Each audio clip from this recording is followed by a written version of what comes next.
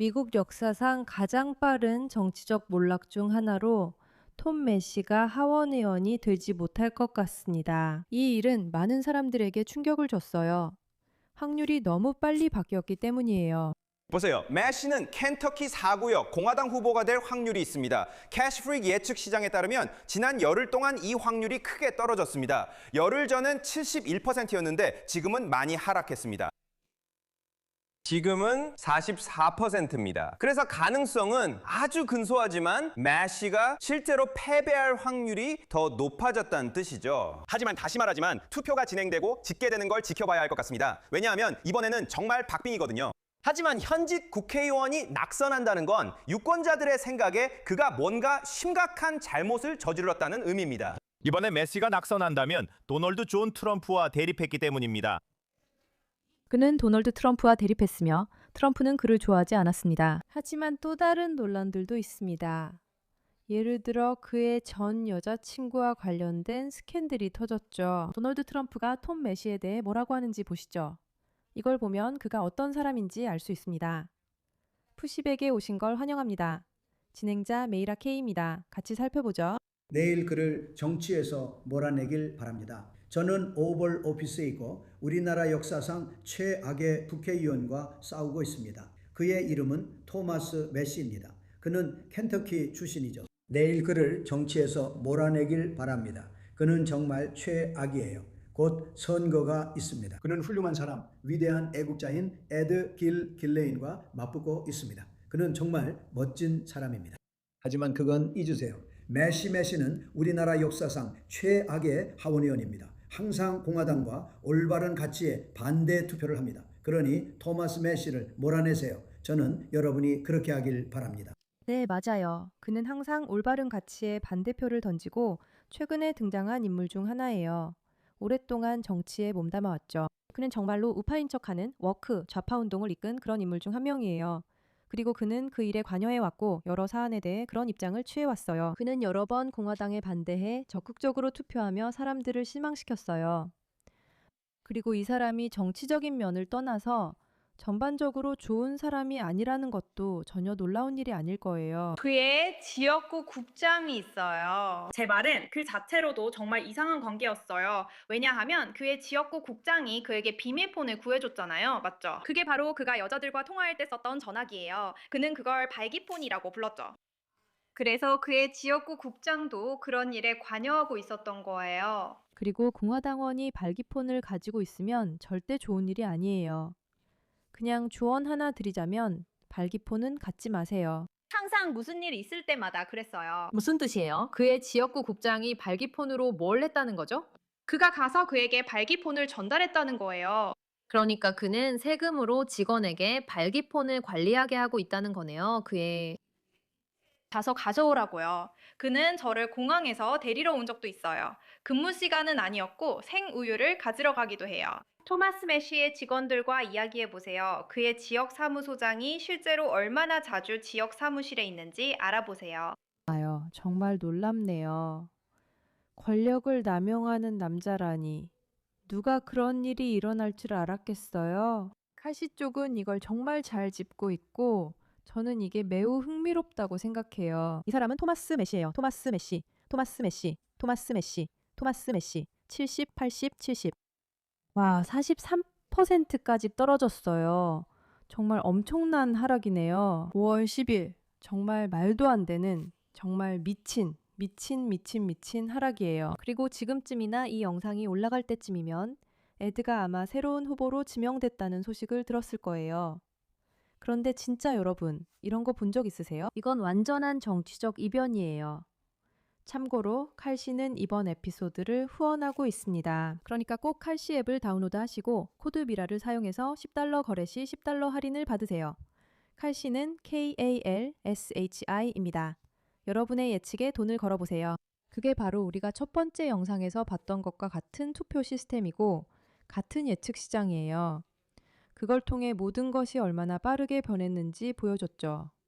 정말로 엄청나게 변화했거든요. 좋아요. 이제 여기서 무슨 일이 일어나는지 볼까요?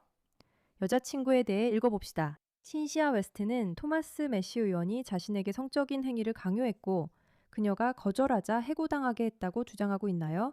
그녀는 메시가 입막음통과 비밀 유지 계약서를 제안했다고 주장하며 공식 고소는 2025년에 접수됐다고 해요. 놀랄 일은 아니에요. 제가 말했듯이 정말 강렬했고 아주 빨랐어요. 그는 정말 빨리 다음 단계로 넘어가길 원했어요. 결국 약속 반지를 받았어요. 일주일씩 번갈아 아이들을 데리고 있었기 때문에 아이들이 없는 주에는 그와 많은 시간을 함께 보냈어요. 그래서 우리는 항상 대화를 하거나 메시지를 주고받았고, 제가 아이들이 없을 때는 제가 켄터키에 가 있거나 아니면 그가 제가 있는 곳으로 오곤 했어요. 저는 이런 이야기들을 참을 수 없어요. 토마스 메시는 제프리 앱스타인 피해자들을 믿으라 했고 트럼프 대통령이 소아성애자를 보호한다고 했죠. 토마스 메시는 자기 흠은 생각하지도 않고 오랫동안 남만 비난해왔어요. 그를 고발한 신시아 웨스트가 일요일에 저와 인터뷰합니다. 그녀는 자신의 이야기를 할 자격과 가치가 있습니다. 그러니까 이분이 맞죠? 좋아요. 이제 여기서 무슨 일이 있었는지 봅시다. 전 보좌관이자 전 여자친구 신시아 웨스트는 메시가 통제족이었고 그녀의 X 계정을 지우라고 하며 온라인 활동을 통제하려 했다고 했어요. 당시 메시의 30년 된 아내가 세상을 떠난 지 2달밖에 안 됐어요. 웨스트 씨는 메시가 연락할 때 자기가 발기폰이라고 부르던 버너폰을 사용했고 아내 사망 후 여러 여성과 성관계와 발기에 대해 언급했다고 했어요. 웨스트 씨는 그 버너폰이 톰 메시의 디렉터인 크리스 맥케인에 의해 관리됐다고 저에게 말했어요. 그녀는 맥케인이 메시가 성적으로 관계를 맺은 여성들과의 연락을 관리했다고 주장했어요. 만약 그 여성들이 언론에 알리려고 하면 맥케인이 번호폰을 없애서 메시의 실제 번호나 의회 사무실과 연결되지 않도록 할 수 있었다고 했어요. 블라. 신시아는 메시와 5개월 동안 사귀었어요. 항상 똑같은 이야기로 돌아오네요. 그리고 또 이 사람들은 항상 똑같은 실수를 반복해요. 솔직히 좀 지루해요. 이제 담라 진아가 이 주제에 대해 뭐라고 하는지 들어봅시다. 여러분, 저에게는 이 대화가 정말 어렵습니다. 왜냐하면 저는 이 남자를 정말 믿었거든요. 정말 그랬어요. 저는 한동안 그를 지지했어요. 심지어 그가 트럼프 대통령과 충돌했을 때도 말이죠. 몇몇 사안에서는 잘해왔어요. 하지만 한 가지 말씀드릴게요. 저는 정치인 중에서 탐 메시만큼 실망한 사람은 없었어요. 그건 꽤 강한 발언이네요. 저는 그 선거에 거의 관여하지도 언급하지도 않았어요. 왜냐하면 켄터키 주민들이 원하는 사람을 선택할 테니까요. 만약 그들이 톰 메시를 원한다면 저는 그 지역구 주민이 아니에요. 저는 플로리다에 살고 있습니다. 여러분이 원하는 사람을 선택하세요. 상대 후보가 약 1시간 후 출연 예정입니다. 여러분께 중요한 몇 가지 이슈에 대해 질문할 예정입니다. 무허가 총기 휴대, 이란, 나토 등에 대해 물어보겠습니다.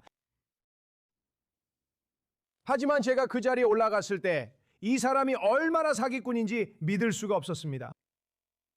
정말 엄청난 수준의 사기꾼이었습니다. 여러분이 이 사람에 대해 어떻게 생각하든 저는 말씀드릴 수 있습니다. 저는 이 일에 아무런 이해관계가 없습니다. 저는 그를 지지했었습니다. 그는 완전한 사기꾼입니다. 사기꾼! 왜 그가 그렇게 말하는지 궁금하네요. 그는 온라인 모금 캠페인 같은 걸 하기로 결정했고 거기서 내 기록에 대해 완전히 헛소리를 하면서 사람들에게 거짓말을 하고 당신 얼굴에 대고 그냥 거짓말을 했어요. 저는 이 사람이 트위터에서 계속 떠들어대던 사건에 대해 브리핑을 해주려고 여러 번 그를 오라고 했어요. 그런데 그게 심각한 문제를 일으켰죠. 저는 그가 적법 절차를 믿는 줄 알았지만 자칭 자유지상주의자인데도 X에서 사건을 재판하려 했어요. 그리고 그는 그렇게 하지 않았어요. 저는 올해 1월까지 3월부터 거기에 있었어요. 그가 여러 번 제안을 받았음에도 불구하고 우리가 실제로 그에게 말해줄 수 있었던 이 사건들에 대해 얼마나 자주 찾아와서 물어봤는지 아세요? 그는 계속해서 이 사건들에 대해 떠들어댔죠. 한 번도 없었어요. 그리고 그가 당신에게 말해줄 것도 아무것도 없어요. 그의 온갖 헛소리 답변들, 가짜 커뮤니티 노트들, 이 모든 게 그가 그 사실을 인정하고 싶지 않다는 점에서 시선을 돌리려는 것뿐이에요. 그는 이 문제들에 대해 특정 조건 내에서 자세한 브리핑을 제안받았지만 X에서 트럼프 대통령과 다른 사람들 그리고 적법 절차를 공격하기 위해 허풍을 떨고 있는 거예요. 바로 그 자리에서 그에게 모든 걸 명확히 설명해 줄 수도 있었는데 그는 그냥 그걸 원하지 않았던 거예요. 무슨 일이 일어나는지 정말 말도 안 돼요. 결과가 나왔는지 한번 볼까요? 그가 이겼어요? 그가 이겼어요? 아니면 졌나요?